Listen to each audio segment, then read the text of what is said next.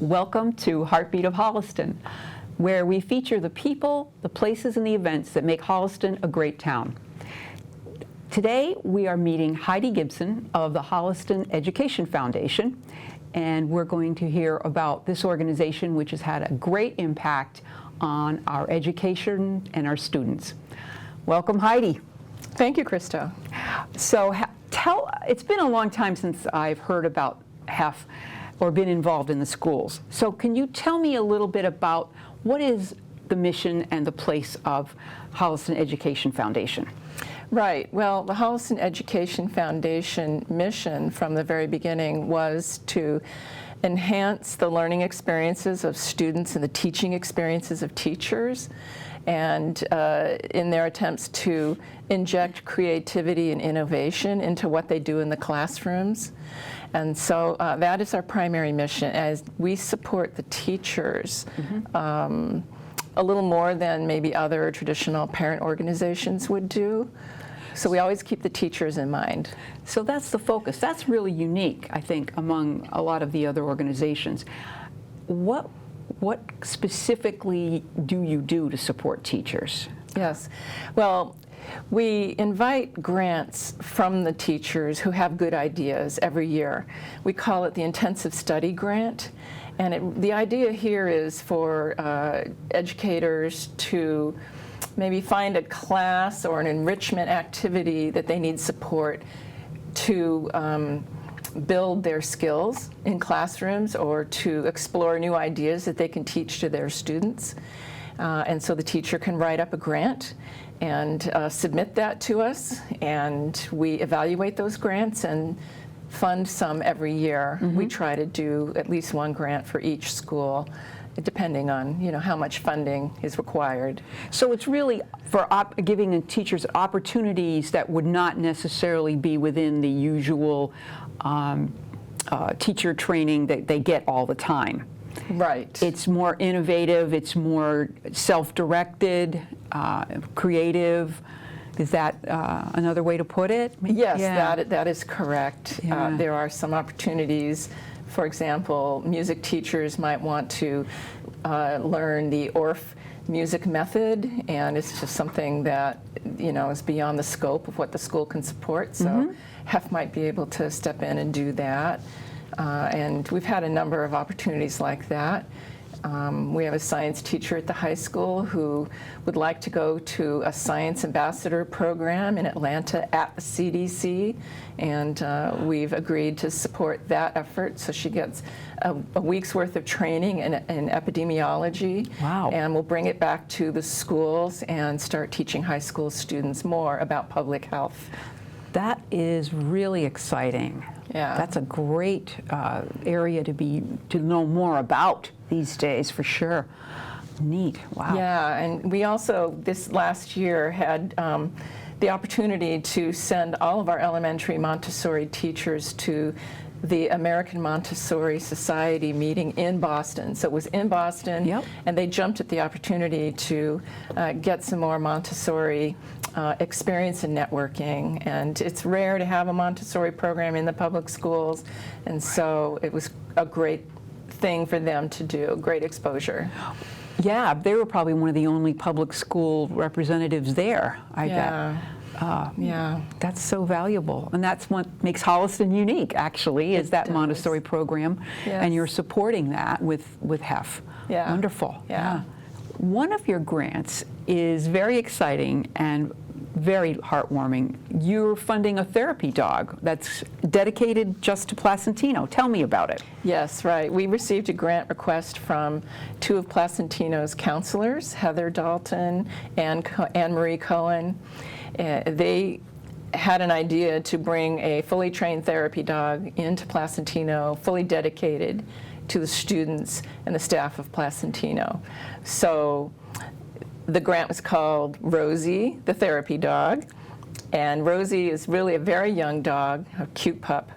And she requires a year or two of training, and the schools need the funding to train Rosie to come into the schools and work with the children.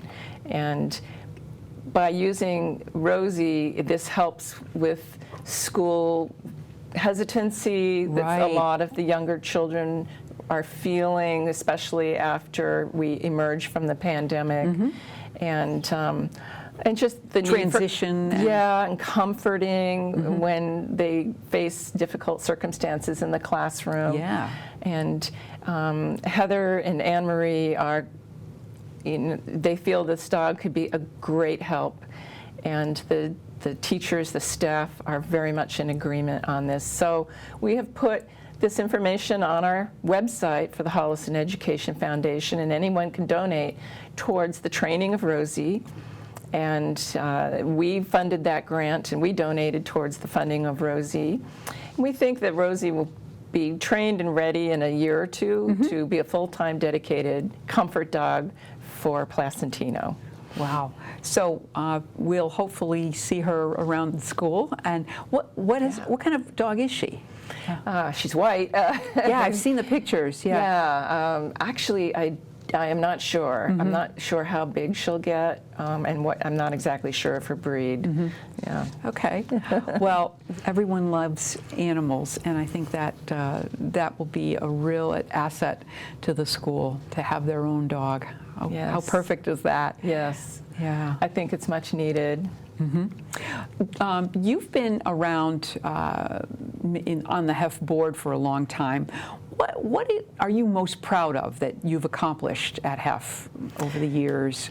Yes. Well, in the past, we were given a $50,000 grant by Middlesex Savings Bank, and it was just no strings attached. And we worked with Dr. Jackson, who was the superintendent at the time, to develop a innovation program in the schools, and we took that grant money and we funded various innovative ideas the teachers and staff had. And I'm really proud of what came out of that, the innovation grants. And that was back in 2018, 2019. And then our standard intensive study grants that the teachers write to every year have also produced wonderful accomplishments, wonderful things. And so I'm most proud of, because I'm a scientist, all of the little science programs that we've been able to fund in the past, and some of the innovation revolved around science, technology, and but also some art and music and communication. Those were also really important in our innovation thrusts and our intensive study grants, and we've seen all of that. That really speaks to having the students have the opportunity for a much more well-rounded experience rather than just classroom. You know, we always hear about music and arts getting the short end of funding and time, but you're trying to plug that gap with your grants, which I think is fantastic. We are. The Miller staff, there's a team at Miller School. They wrote up a grant, and I thought it would be just STEM, science, technology, engineering, and math, but it was STEAM, science, technology, engineering, art, and math. And they also, in Miller, are integrating art projects and communication into traditional STEM kind of approach. And they have a little innovation classroom at Miller, and some of the technology and approaches that we funded are in that classroom. And all the students can take advantage of it. Yeah. Wow. We know that the student life has changed over the last 20 years, 10 years. How have the needs of the educators maybe changed, or have you seen in the last few years?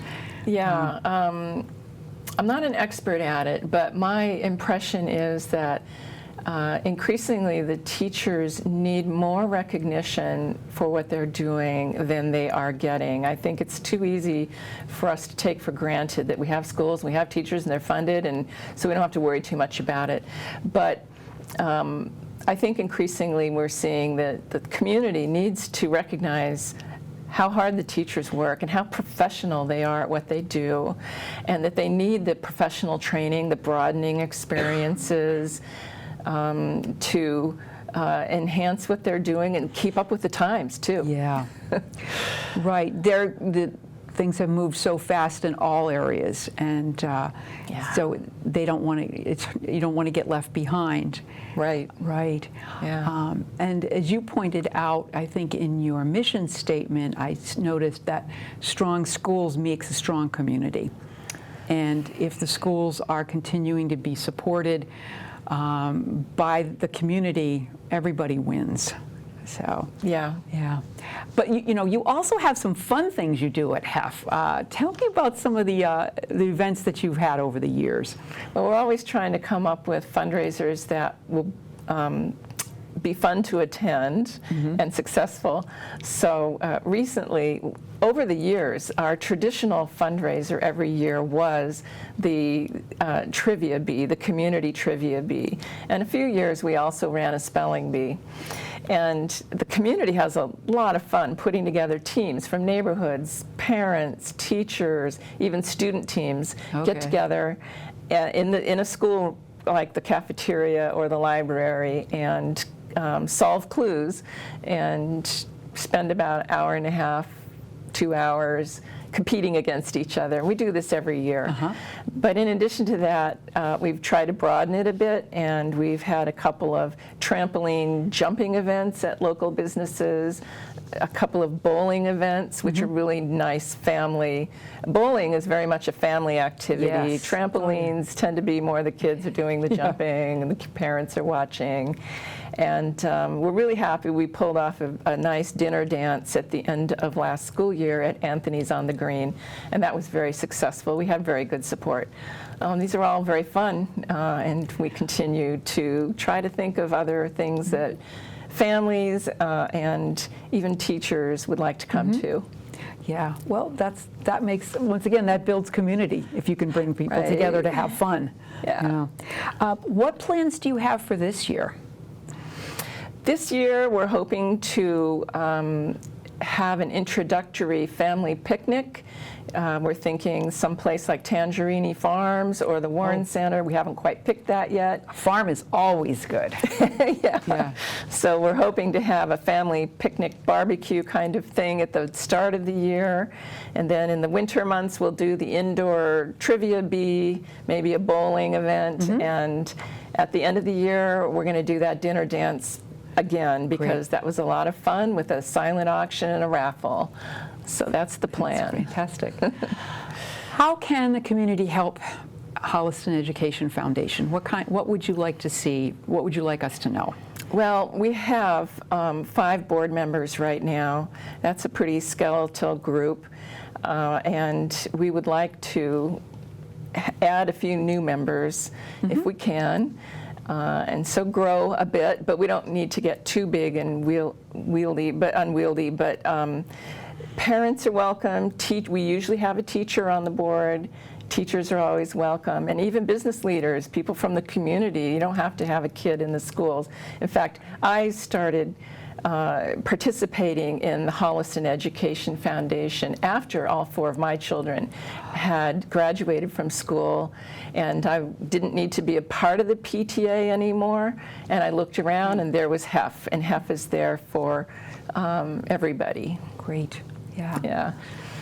Oh, and I would also like to mention that one of our subcommittees is a subcommittee devoted to the special education, special needs students of our community, and they're called Friends of CPAC, SEPAC, Friends of CPAC, and they are also a subcommittee under the umbrella of the Holliston Education Foundation, and we're concerned about the education of all. Oh, that's a really good thing to know. That's great. Thank you. Thank you. Well, thank you for talking to us about this, and I wish you a very successful year again in our community. Thank you. Thank you for the opportunity. So for Heartbeat of Holliston, this is Chryso Lawless.